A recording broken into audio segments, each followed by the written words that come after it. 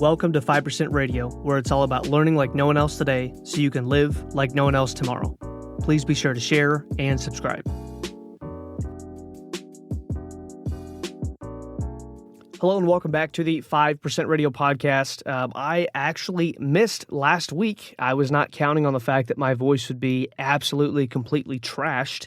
I have allergies that I get every single year, and this is the first time probably in 2 to 3 years that I have just absolutely, completely lost my voice. So anyway, my apologies for the listeners who are following the show week by week, who hear, hey, I release an episode every single week, and then I missed one. So it was not really a choice. I didn't really have a voice. As you can tell, it's not quite back to normal yet.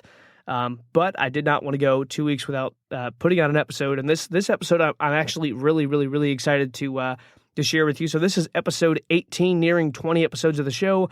And today I want to talk to you about becoming a pro and how success really works. Now, to illustrate this and to teach some of these points, I want to cover a story of a man who now is extremely famous, has gone on to amass a pretty large net worth, what many would consider to be a fortune, but I want to give you a sketch of his life and the journey that he took to get there to illustrate and teach some points of how success really works and the journey that you will have to go through to achieve your goals and dreams. So this guy was born in 1945, and he came from a house where he had trouble with his dad. His dad and him never really got along. His dad actually ended up even beating him once. So he didn't come from like the ideal background. But when he was 10 years old, in 1955, something very fortuitous happened in his life. A little business opened up just 2 miles down the road from his house called Disneyland. And he ends up riding his bike over there, and he found out that they were actually hiring kids to stand at the gate and sell park maps for like 50 cents a piece. And so he gets a job, and he ends up working this job, selling these park maps from the age of 10 till about 15. So he worked at that specific job at Disneyland, park maps, 50 cents a piece, selling those at the front gate for about 5 years. Because he works there, he gets this little candy striped shirt, and as any other kid would, because he's allowed to get free access to the park, he's in there all the time, especially, him and his dad don't really get along that well, and he is able to go to Disneyland every single day, and then when he gets off work, he's able to just go hang out there. So as any 10-year-old would, 10, 11, 12, 13, 14, 15, in those years that he worked that job, he was just hanging out at Disneyland. Well, he starts hanging out there, and a lot of the time that he spent was actually in one of the little playhouses that was set up like an old saloon, and he would watch the same show 2 or 3 times a day, just over and over and over again. And he started to notice that the performers would do the show differently each time based on what was working well and what wasn't working. And they would drop what wasn't, and they would take what was working, and they would run with it, and they would use it for the next performance. So they would take, okay, we did the show at 1 o'clock today. That didn't really work that well. I think we can do this part better. Okay, we do it again at 3. Let's change this part. And he began to notice that. Another thing that caught his attention was actually a magic demonstration that took place inside the arch of the castle at Disneyland, and he was there so much watching this magic demonstration that he actually became part of the show. They started using him for props, to hold the hat and hold the box, and so he's at Disneyland all the time. So this magic store that was inside the park, so he watched that demonstration over and over and over again. Well, there was actually a magic store that ended up hiring him at 15 to sell magic tricks, and to do that, he would have to demonstrate the magic tricks. So the magician there would teach him how to do the cards and how to fan them out and straighten them and make it just perfect. So he's learning exactly how to do this from the magician that currently works in the store, and he's getting practice. He's doing these different things, and so he's getting all this time around essentially show businesses. And he said this. He said, I began my career in show business standing behind a counter 8 hours a day, shuffling Svengali decks, manipulating wizard decks, and mental photography cards, and performing the cups and balls trick. I don't know if you've seen that before, just little cups and balls, 3 cups and 1 or 2 balls, and they'll do this as a magic trick. But anyway, back to his quote, and performing the cups and balls trick on a rectangular piece of green felt. I tried my first jokes and had my first audience that wasn't friends or family. The magic show also sold gags, props that I turned into professional assets later on because I was demonstrating tricks 8 to 12 hours a day. I got better and better. So eventually, he decides that he would actually try this on his own, and for whatever reason, Cub Scouts, Cub troops started hiring him to come in and do little magic shows, and he even actually got some calls from some Kiwanis guys, and basically he said the only reason I could figure out that they would actually have me in is because they felt bad for me, because at that time I was terrible. But he said this. He said, thankfully, and my voice might be cutting out here and there, so I'm going to do my best here, but he said, thankfully, perseverance is a great substitute for talent. So from age 18 to 22, he actually ended up taking a different job, and he worked over as an actor on a stage across the street from Disneyland at a place called Knott's Berry Farm. And he worked there for 5 years at this place called the Birdcage as one of the performers, one of the actors. And he said this. He said, the Birdcage was the first place where I was able to work steadily on my magic deck, 6 minutes at a time, 4 times a day, 5 times on Sunday for 3 years. So he's getting in tons of reps over and over. He's honing his craft. He's doing this repeatedly all the time. It wasn't 7 times one day and twice another day and then none on the other days. It was over, and it was consistency, consistent action in the same direction with short-term goals and long-term vision. It was over and over and over and over again. So he's getting his reps in doing this work at this place called Knott's Berry Farm across the street from Disneyland. He said this, at the Birdcage, I formed the soft, primordial core of what became my act over 3 years that I worked there. My act was eclectic, and it took more than 10 years to make sense of. This is his own act. It took more than 10 years to make sense of his own act. So he's doing this over and over and over and over and over again, but it still took him 10 years to refine his own thing. He said, however, the opportunity to perform 4 and 5 times a day gave me confidence and poise. So notice that he didn't start good. He wasn't great when he got started. He had to start to get good. He earned being good through putting in the work it took. Most people look at, okay, where am I starting at, and could I ever achieve my goals? More than likely, I've said this before on the show, more than likely, the person you are right now cannot achieve what you want. But just like this man, I almost said his name, I'll save that for the end, but just like this man, you're going to have to earn being good at the thing that you want to do. He said, even though my material had few distinguishing features, this repetition made me lose my amateur rattle, meaning I became better and better and better. Even though the material wasn't that great, what I was doing was not that impressive. I became better and better and better because he was doing it over and over and over. He started appearing in music clubs and bars around town. This was before comedy clubs had really been invented. And he'd usually perform 3 or 4 times a night. So again, putting the reps in 3 or 4 times a night. He came to realize, and he said this, I discovered it was not magic that I was interested in, it was performing. I looked around at the Birdcage and saw actors who had been there 15 years and counting, and I knew it could be a trap for me. With some trepidation, I gave notice and quit. Another point, he realized that good was the enemy of great, and he actually had to leave his comfort zone with no guarantee of anything. Think about this. He's getting paid to perform an act. He's getting paid to do what he enjoys doing, but he just has this feeling there's got to be more for me than what I'm currently doing. So at this point, he starts listening to comedy records all the time. He'd fall asleep every single night listening to comedy records, studying the greats over and over and over again. Let me stop and make a small sub point here. It seems like this guy was obsessed. I think we can all agree. If I was with you right now and I said, raise of hands, who thinks this guy sounds like he's a little obsessed with what he's doing, his craft? I think we can agree that that is the case. But obsession is really just a term that average people use to describe and excuse excellence. They'll say, oh, that guy's obsessed, because they're not willing to put the work in. You can be obsessed with what you do, or you can be average at what you do, but you cannot be both. You can't be average at what you do and be obsessed, and you can't stay obsessed for long and stay average. Obsession is just a term that average people use to describe and excuse excellence.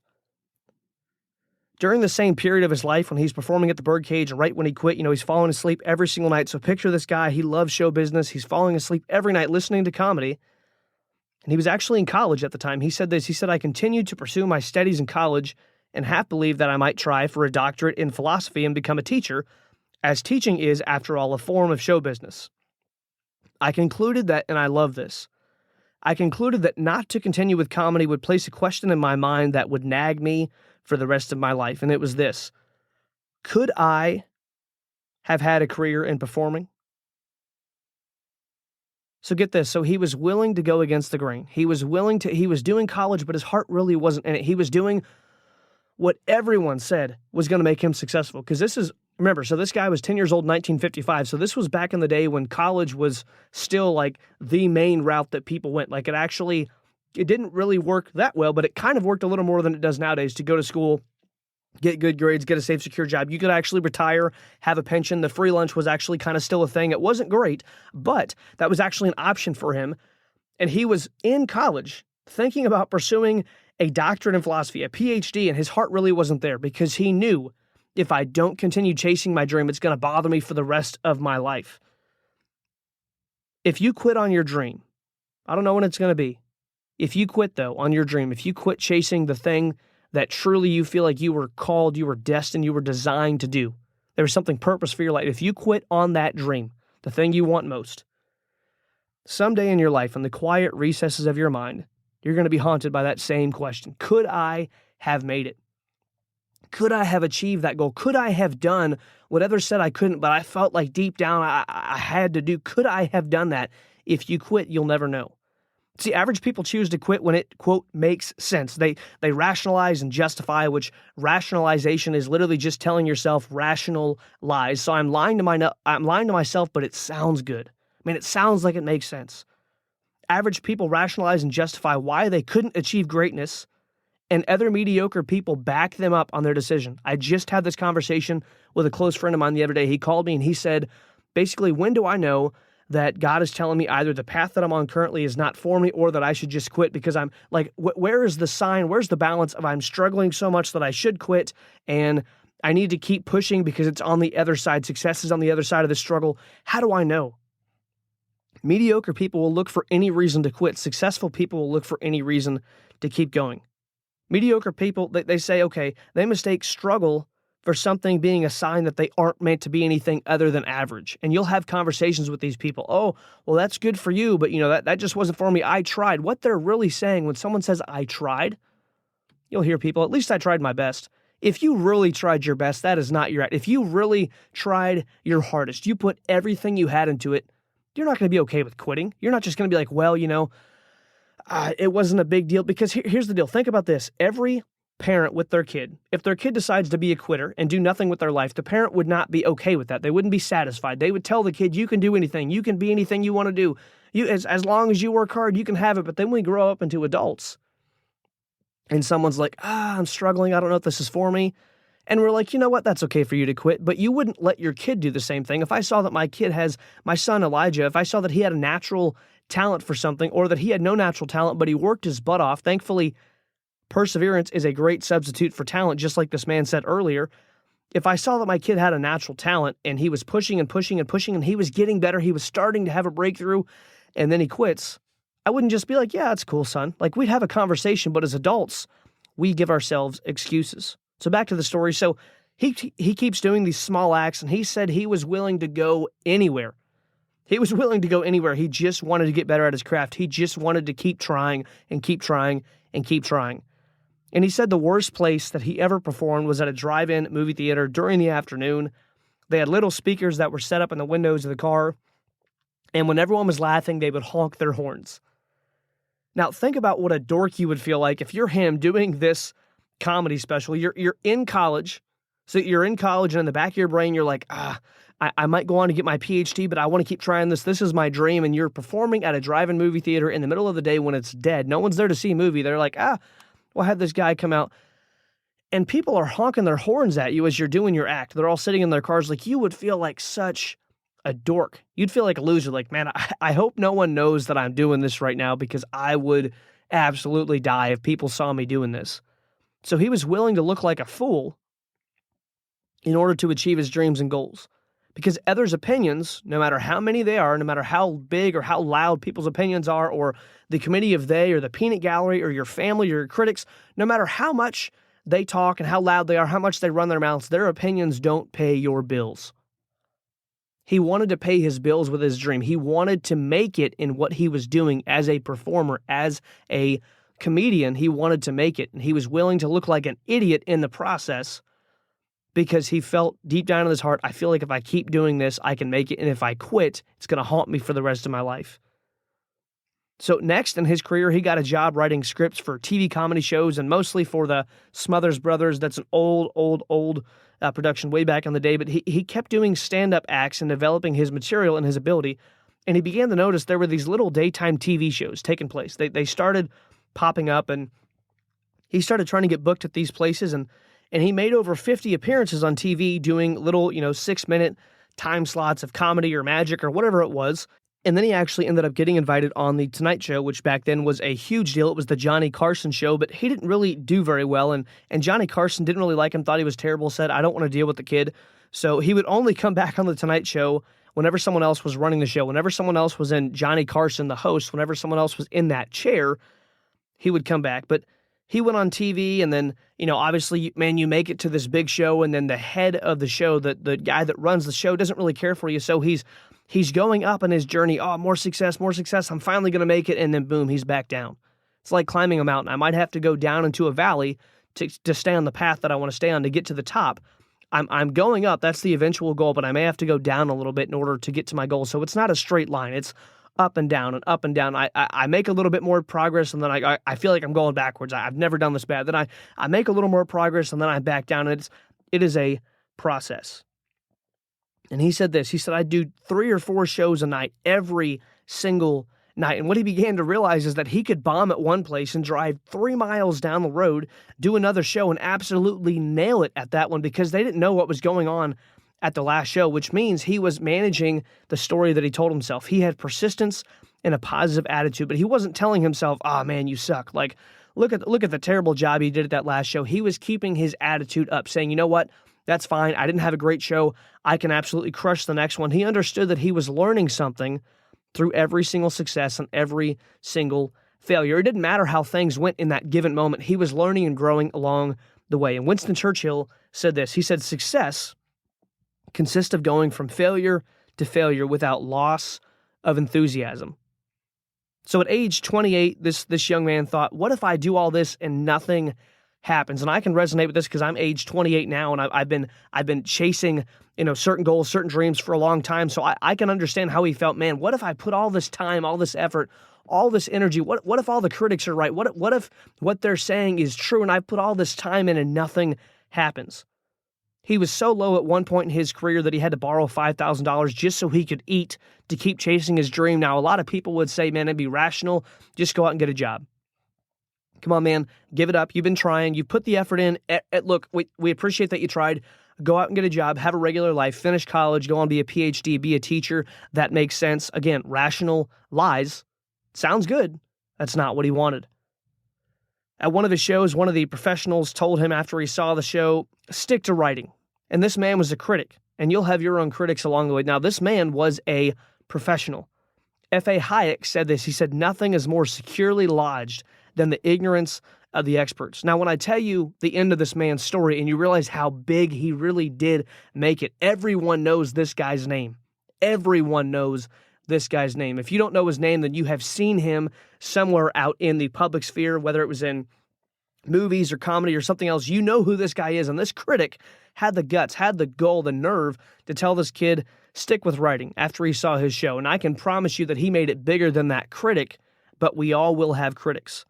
So at this point in his career, he began tape recording his shows and listening to his shows just to see what he could improve. This sounds like what I talked about in episode 16, Orrin Woodward's plan, do, check, and adjust cycle. I make a plan, I do the plan, I check where I can improve, and then I adjust to make improvements.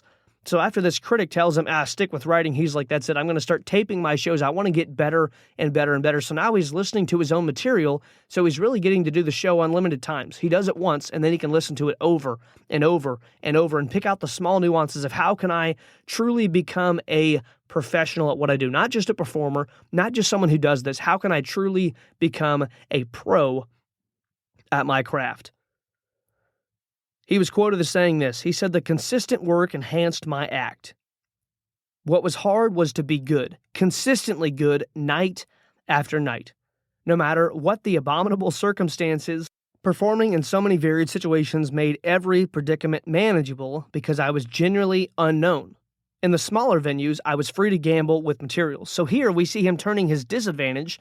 No one knows who I am. Now, some people might pout and mope, nobody knows who I am, but he took that and made it his advantage. He's like, hey, nobody knows who I am. I'm learning throughout this whole process. I'm practicing on this. Every single time I do what I do, I'm getting better and better and better. Whether it's good or whether it's bad, I can learn from it. So he took his disadvantage and turned that into an advantage. And later on, he said this. He said, my growing professionalism, founded on thousands of shows, created a subliminal sense of authority that made the audience feel they weren't being had.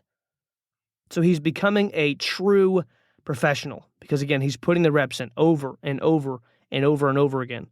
At one point in his journey, he almost quit, and he told himself that if I don't make it by 30, remember, at 28 years old, he's thinking, man, what if I do all of this and I don't make it? He said, if I don't make it by 30, I'll quit and I'll finish pursuing my philosophy degree. I'll get a PhD and I'll go on to become a teacher. So that's still in the back of his mind. He's sold out to his dream, but he knows, man, it's getting to be unreasonable. If I don't make it by this age, then I'll live a normal life, but I've got to at least try. I've got to give this everything I have until I know for sure I'm not supposed to. Then one night, things began to change. He performed at a college and something odd happened. So he performed in this classroom. It had terrible atmosphere, terrible ambience, and that there wasn't really a real stage. And I don't know if you've been in a college classroom or maybe just a large like theater type teaching area where, there's not really a stage, but he was often in the corner kind of. So the students had to kind of, rubberneck and turn their head at 90 degrees just to watch his performance. But as he was finishing, there were, the lights were bright. There was no real stage. It was terrible atmosphere. Obviously, if you're performing comedy or magic, like super bright lights that's a lecture atmosphere. It's not really a performance atmosphere. But he realized, man, there's no really good way to exit. There's no MC. There's no one that's going to come up and wrap the show up. So he starts packing up his props, and the audience is still laughing. So he's like, hey, I'm smart enough to roll along with this. So he hammed it up as if it was still part of his act, and he walked through the body of the students, and they followed him out into the hall. So he takes him down the stairs, and he goes into the street, and he hails a cab, and he's thinking, man, this was great. Like, this worked. Well, later on that night, he's at a club, and he does the exact same thing. He packs up his stuff, and the audience is still laughing. They think it's part of a show. He walks through the crowd, and he goes outside, and he hails a cab. They all followed him into the street. He hails a cab, and he takes a lap, and he tells the cab driver, go back around. He comes back out, hanging out the window, and he says, good night, folks. That's the end of the show. And this actually became part of his act. And one night, he went so far as to actually empty one nightclub at the end of his show. He packed up his props, all the stuff. They're following him. He empties the nightclub, walks them across the street. They all follow him. They crash into another nightclub across the street, and they watch another comedy act. So this became kind of something that he began to do. And that night, there was a critic in the audience. Remember, he'd been told by another critic, a quote-unquote professional, an expert, like I talked about with the F.A. Hayek quote, nothing is more securely lodged than the ignorance of the experts. There was a critic in the crowd that night, and that critic wrote a review of him, and that was the best review he'd ever had. And after that, people started coming out to see him. He started packing out clubs. He went back to the Johnny Carson show, and when Carson was actually there in the chair, and he nailed it. He killed it on live TV with Johnny Carson right there, who made Johnny Carson realize, man, I was wrong about this kid. This kid was terrible at first, but he came back, and man, now he's good. Like, this kid's great. So he started packing out nightclubs to the point where he actually told the owner or the manager of the club, I want to take a cut. The people are coming here to see me, and this isn't an arrogant thing, but he's like, man, I'm doing well enough now that people are actually coming into your club to see me, so I want a cut of the draw. And he would go to clubs, and he would do his performance, and he would walk out with a cut of the draw that night because he was bringing people in. And he said this later on, reflecting on the first time a manager handed him $4,500 cash. So think about this. He finishes his act. Now, he's been trying for years and years and years and years and years. And he had borrowed $5,000 one time just to eat on, and now he gets $4,500 in a single night. And he's walking down the street with this cash on him, probably somewhere in his pocket, his suit jacket, whatever. And as he walked home, he's reflecting back on that moment. He said this. He said, there was something about that walk in the night that recalled my contemplative mood 9 years earlier in almost that exact same location when I sat in darkness just a few miles away at a coffee gallery with absolutely no prospects. But now I was about to enter a phase of my life when three things would occur. I would earn money, I would grow to be famous, and I would be the funniest I ever was. Now think about this. He's walking home with $4,500 cash in an envelope. And this was years and years and years and years and years ago, so that's a good chunk of change. And he's thinking about, man, less than 10 years ago, no one even came to see my show. I sat in a coffee shop in darkness with nobody there. Like, he sucked so bad that not even one person said, I'll see how this guy, like, everyone was like, eh. Like, nobody went to his show. Now, 9 years later, because, and get this, he's stuck in, 9 years later, he's walking down the road, $4,500 in his pocket from one night. And he said this about that season of his life. He said, "It's possible to will confidence. It's possible to will confidence. My consistent performing schedule had kept me sharp. It would have been difficult to blow it."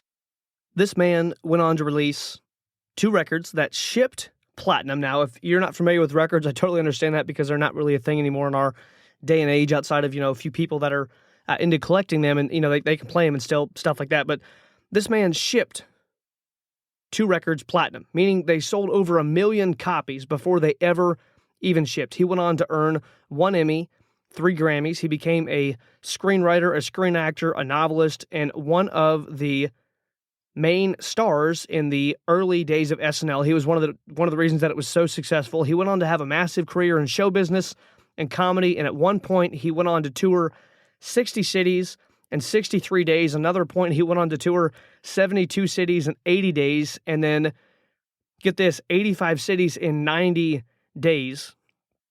He sold over 18,000. It was exactly 18,695 tickets to one of his shows in Ohio. He had another 3-day show that sold 45,000 tickets. He starred in over a dozen movies like The Jerk in 1979, The Man with Two Brains in 1983, All of Me, a movie in 1984, The Lonely Guy, also in 1984, Three Amigos in 1986, Roxanne, 1987, Planes, Trains, and Automobiles, Parenthood, Father of the Bride, Cheaper by the Dozen, Pink Panther, and this man, to date, he's accumulated a net worth of over $140 million. He's world famous. His name, Steve Martin.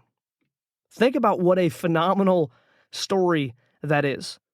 And his dad, his whole life, by the way, him and his dad, I mentioned earlier in the episode, they didn't get along. His dad, his entire life, even when he was world famous, multimillionaire, was traveling the world in movies, all this stuff, selling platinum records, his dad told him, "I still don't think you're funny." His dad on his deathbed, as his dad is in the process of passing away, and Steve is trying to make amends with his dad because they didn't get along their whole life and they just never had a great relationship. Steve is, like I said, multimillionaire, world famous. Everyone knew who he was. Everyone loved the guy. And his dad whispers in his ear, after being a critic his whole life, his dad whispers in his ear, he said, "You did everything I always dreamed of doing." See, his dad wasn't a critic because Steve wasn't good. His dad wasn't a critic because Steve Martin didn't have what it took. He wasn't a critic because he didn't necessarily believe in his son. His dad had a dream of being in show business when he was younger. And the only thing he ever did in show business was carry a drink out on the stage on a tray, set it down, and walked away. That was his only part that he ever acted in any play. That was the pinnacle of his career. So he was a critic of Steve, not because the talent wasn't there, because Steve worked hard enough to earn the talent. He was a critic because his dad did not end up chasing his own dream to the fullest of his ability. So what are some key takeaways from this phenomenal story? Well, notice number one, that Steve put his reps in. He was willing to do whatever it took. Number two, he left his comfort zone with no guarantee of anything. There was a guarantee, there was a floor, there was, you will make this much money at the birdcage that he was acting at, and he gave that up with no guarantee of success. He was obsessed. I'm sure there were plenty of people that tried to talk him out of it. Steve, come on, man. You've tried for this long, but he was willing to be obsessed to get his goal, to get his dream. He was willing to go against the grain. He's in college, but he's kind of give that in a half-hearted effort. He's still in college. He still might do that, but he was willing to go against the grain and not do a traditional route, not go do what would make sense, take a job. He was willing to chase his dream. He had to borrow money one time, but he was willing to do what it took. And he was willing to look like a fool, like an idiot in the process of chasing his dreams, because he understood that opinions weren't going to pay his bills. Opinions weren't going to help him get to where he wanted to go. And just because someone else wanted to be a critic didn't mean that they were right. He had persistence, he had a positive attitude, and he managed his story. I talked about this in episode 1, thoughts, feelings, actions, results. He understood that I've got to manage my story. I've got to manage what I tell Steve. No matter what anyone else tells Steve, I've got to encourage Steve. I've got to stay up. I've got to believe that I can do this. And he understood that he was learning something, whether it was success or failure. He understood that he was learning something every single step of the way. He turned his disadvantage into his advantage. He stuck in, and even though not everyone applauded him when he made it, he did make it. See, the process, the story of his life, the story of success in anyone's life is less about what you're getting out of the process during the journey, and it's more about what the process is putting into you. So a few closing thoughts here. Think about this. What did Steve invest? He invested everything. You're going to have to invest. You're going to have to invest time, money, energy. You're going to have to invest people looking at you thinking you're an idiot for doing what you want. I don't care what you want to do. There's going to be people that are not in your corner that you would expect of all people. My spouse, my best friend, my siblings, my parents, my teachers, my coaches, whatever that might be. There will be people that are not in your corner that don't believe in you, and that does not mean jack squat. It didn't matter if Steve's dad didn't believe in him. He's Steve Martin today. Everyone knows who the guy is. $140 million net worth, world famous. Over a dozen movies, 1 Emmy, 3 Grammys, selling multiple albums, platinum. 85 cities in 90 days, whatever it was. He made it. It didn't matter that he had critics. It didn't matter what they thought. He was willing to invest everything. Are you going to have to invest time? Absolutely.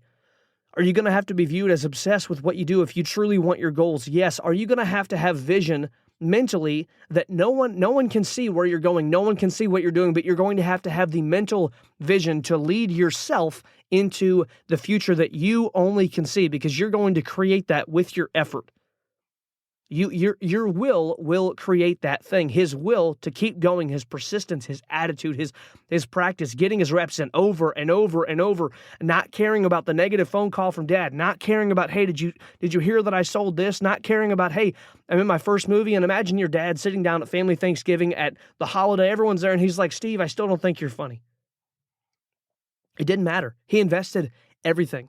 He was willing to do what no one else was willing to do. If you're not willing to do what no one's willing to do today, you'll never have what no one else can have tomorrow. You've got to do something abnormal to get abnormal results. And again, it was less about what he was getting out of the process during the journey and more about what the process was putting into him.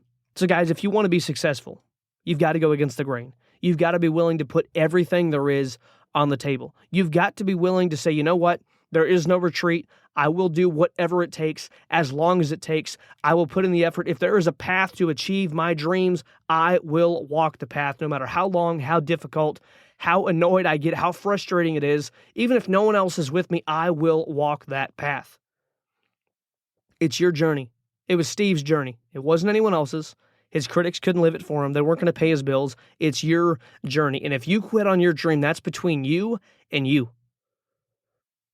It's between you and the people that you could have impacted with your dream by chasing the thing that you are meant to do, the thing that you're designed to do. It's not just you that wins. It wasn't just Steve that won. Think about the people in his family that will win for generations because of what he did to set himself up financially. Think about the causes that he's been able to give to. Think about the people that he's been able to impact. Think about the time that he was able to free up because he probably wasn't working 40 hours a week. The guy is not having to work a regular job. Think about the things that he was able to do in his life because he chased his dream. If you quit your dream, that's between you and you. But also, it's going to cost someone else. If you choose to quit, I guarantee there was stuff that he was able to do for his dad with the money that he made. Even though his dad was not an encourager, he was still able to help the guy out. I bet you that he was able to make a family name for himself. Not a name that people remember for decades and years and hundreds, but he was able to do things for his family that he would not have been able to do otherwise. I guarantee he was able to help his mom and dad have a higher quality of life because of what he was willing to go out and sacrifice. You've got to be unreasonable, you've got to be unrelenting, and you've got to do things that are unrealistic to other people, but only you can see in your mind where you're going.